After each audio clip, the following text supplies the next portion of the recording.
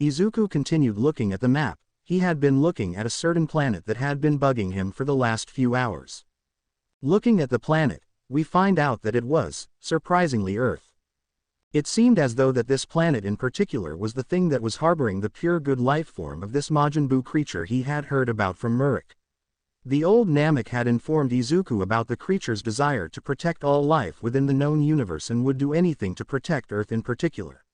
So as they closed in on the planet, Izuku made sure to send out a burst of power so that Buu could sense his power. And with his power burst, he let out his true feelings out through it. It had a feeling of calm and serenity. And with their ship landing on the ground of a nearby city, Izuku stepped out of the ship and looked at the city in confusion. Looking off in the distance, he found that something was moving closer and closer as their power was shown off massively. It seems this Majin Buu is much more powerful than Elder Murik stated. I can't wait to see if he will be willing to help us.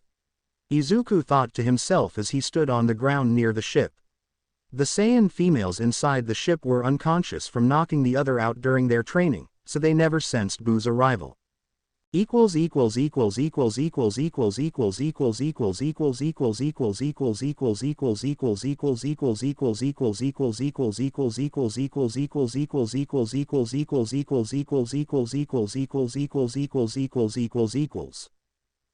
on a random rock face, a small blue blob of a person noticed a spike in power before looking to the sky. She glared at the ship as it landed nearby, but what confused her was the fact that this power that was let out in a burst was calm, serene, almost as if it didn't wish to fight with her. So flying off towards the incoming ship, she made sure that she would keep whoever this was away from her planet. The food here belonged to her and Champa, not some outer space garbage. Arriving at the ship, she was very surprised to find that a green curly-haired young man was standing outside of the ship looking in her direction.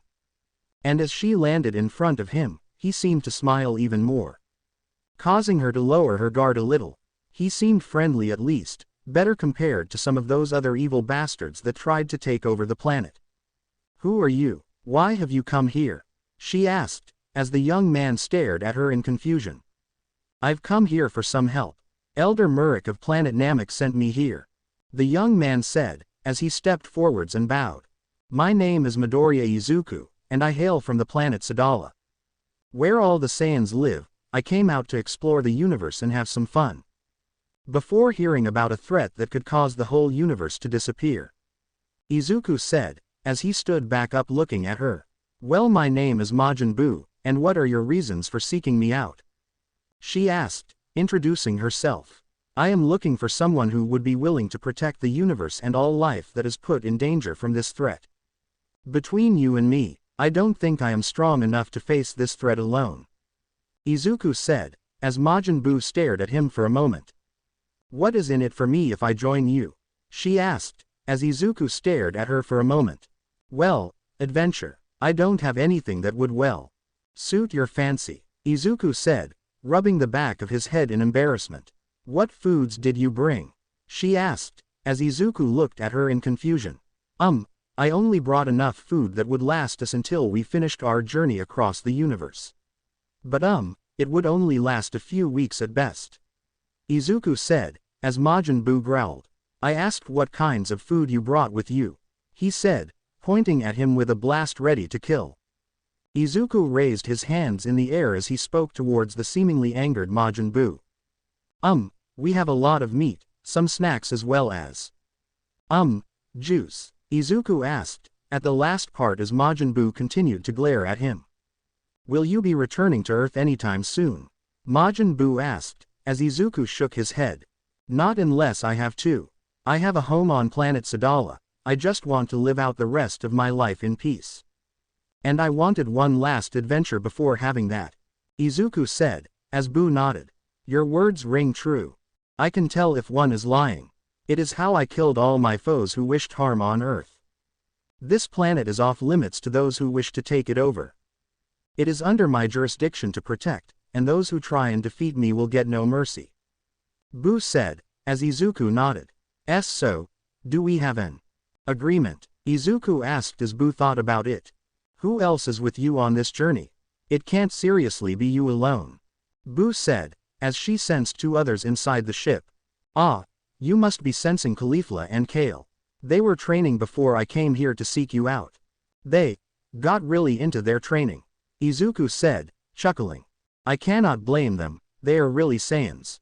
You lot are just a race who live for the thrill of a fight and nothing more, you though aren't like them, Buu said, poking Izuku's chest. I don't know what you mean, Izuku asked, as Buu pushed him into the wall of his ship. You are naturally kinder than most, I can sense it from the aura you secrete beneath your skin. Your eyes are a lot wider than most Saiyans I know about, and from what I heard from some Saiyans who came here for a break from their patrol around the galaxy, they told me rumors about how you fight only after being attacked. Buu said, as she licked her lips. Why are you licking your lips? Izuku asked, worried. Do you have a mate of your own? She asked, causing Izuku to stare at her in shock. Well, I don't consider them my mates, but the two insides are, kind of similar to that, Izuku said, as Majin Buu sighed in exasperation. Damn it, why can't I get a mate already? Buu whined as Izuku stared at her in confusion. What's wrong? Izuku asked, worried. It's always the good ones who have a mate of their own. I'm utterly hopeless, Buu whined as she kicked her feet on the ground like a toddler throwing a tantrum. Izuku's eyes twitches as he thinks about what to do about Majin Buu, and Izuku just doesn't know what to do before he hears Caulifla's voice. Well, how about we share him? She called out, causing Buu to stop her tantrum. You mean it? She called out, running to Caulifla. As Caulifla smiled at the small Buu, she looked over at Izuku with a smirk on her face. A knowing one that Izuku sighed at. I guess we could bring you along, so long as you don't break anything within the ship, Izuku said, as Majin Buu jumped on him, kissing his cheek a lot. I can't wait to go on an adventure. Oh, I have just got to tell Bora, she said, flying off towards the city. Who is Bora? Izuku asked, as Caulifla smirked. I don't know, but who was that? I didn't know that there were pink humans on Earth, Caulifla said, as Izuku shook his head. That wasn't a human, that was Majin Buu, and apparently, she is the good version of Universe 7's Majin Buu who was evil. Not to mention this one was really worked up, Izuku said, thinking his words through. Oh, don't worry about her, Izuku, she will be fine. I wonder what kind of action she might give you though, Caulifla said, offhandedly, only to be smacked by Kale. Bad sister, no horny, she said, with a small fly swatter. Izuku continued to talk to Buu as she conversed with him as the two of them walked around the nearby city. They had been talking to one another since Caulifla had wanted to get a bite to eat from the humans of the planet. And with both her and Kale distracted with their consumption of food of the planet, Buu had brought Izuku over to the planet's version of Kami's lookout. But this Kami looked more human. He was a very old man, as he looked eerily similar to Master Roshi. From what Izuku had seen, very little of the diminutive old man. Hello there, Buu, have you finally found yourself a mate? The old man asked, as Izuku blushed and looked away as Buu nodded. I have, Roshi-sama. I can't believe that all those talks with me had finally allowed me to find my potential mate. And to think he arrived in Universe 7 first. I'm just glad that I was the third girl to find him, Buu said, excitedly, as Roshi smiled. Well, at least someone is happy. You treat her all right, young man. All right, Roshi asked, with a protective glint in his eye.